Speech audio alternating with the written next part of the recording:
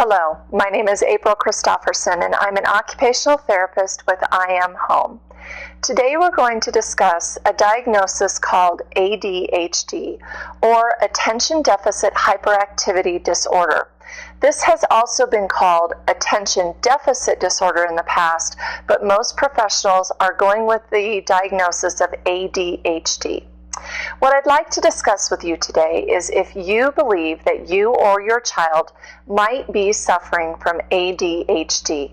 As always, with any diagnosis that's from a medical standpoint, please consult with your primary care provider or your medical provider who is in charge of your medical care. You'll get the best care and the best information from them. Today we're going to discuss what ADHD might look like. First of all, you'll notice an inability to focus.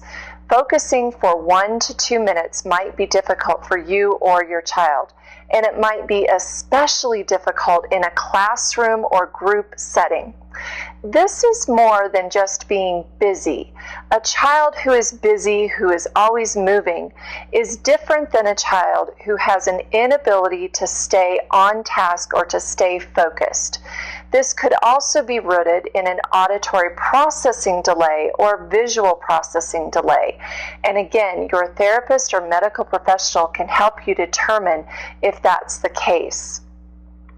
In addition, some of the things that you might notice with you or your child is an inability to remember the task and task sequences that you have been given. Let me give you an example. If you ask your child to go downstairs and get his dirty clothes and bring them up to the laundry room, that would be a 3-step task. Go downstairs, get your dirty clothes, bring them up to the laundry room. 3 tasks. If your child has ADHD, what you might notice that they do is go downstairs. That's about all they're able to do. It's a very frustrating thing, not just for you, but for them as well, because they're well aware that they did not remember what you asked them to do. And oftentimes this comes out in arguing or behavioral outbursts. Their inability to remember is frustrating. And I know as a parent myself that it can be frustrating on our end as well. Understanding this is the first step in helping an ADHD child. In addition, you might notice that they have problems with self-regulation. They might always be seeking movement. They might always be on the go, always climbing, always running into walls, pulling hair, pushing, doing things that are seeking that sensory input.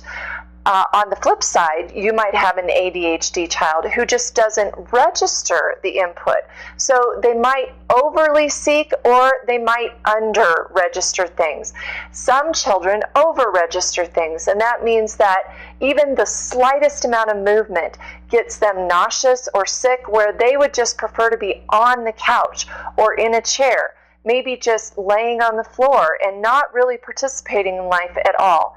There are 2 different types of registration and sensory behaviors. And again, your therapist or medical professional can help you determine if your child is suffering from one of these. There might also be a language delay with an ADHD child. This does not mean that the child or yourself is not capable of cognitive interaction or the children that we call smart in school. Your child might be very smart and might be very capable, but there might be some processing delays in the brain that is keeping him or her from participating fully in class, and therefore you might see some of the grades are coming back lower than what you would expect for their cognitive level. If you suspect that you or your child is suffering from ADHD, there is hope and there's help with the I Am Home. As I said before, I Am Home can help with focus, concentration, attention, and the ability to participate in group settings. I Am Home is a revolutionary cutting-edge treatment, and it is now offered virtually in the comfort of your own home with a private consultant that oversees the training. If you would like to learn more about I Am Home and its application to helping an ADHD diagnosis, please contact us at iamhome.com. www.ccc.org. Thank you.